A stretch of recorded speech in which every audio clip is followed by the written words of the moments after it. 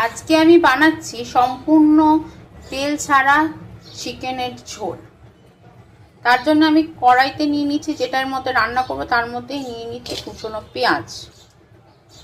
এখানে লঙ্কা গুঁড়ো, হলুদ গুঁড়ো, গরম মশলা গুঁড়ো, লাল লঙ্কার গুঁড়ো আর নুন, পেঁয়াজ, আদা, রসুন, কাঁচা লঙ্কার পেস্ট, এটা পুরোটা দিয়ে দিচ্ছি।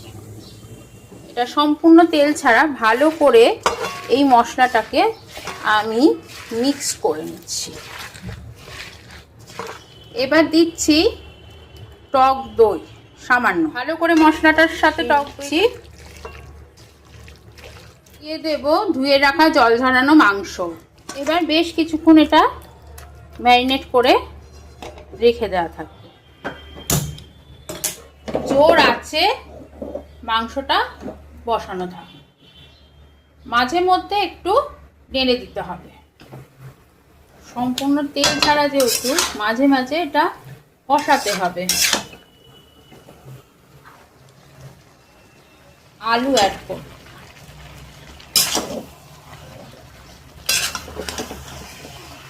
এবার আমি এখানে অ্যাড করব গরম জল। এবার আমি মাংসের ঢাকা সরিয়ে নিচ্ছি। দেখুন কত সুন্দর হয়েছে, একদম তেল ছাড়া মাংস, কত সুন্দর কালার হয়েছে। এবার পুরো রেডি হয়ে গেছে আমাদের তেল ছাড়া মুরগির মাংসের ঝোল।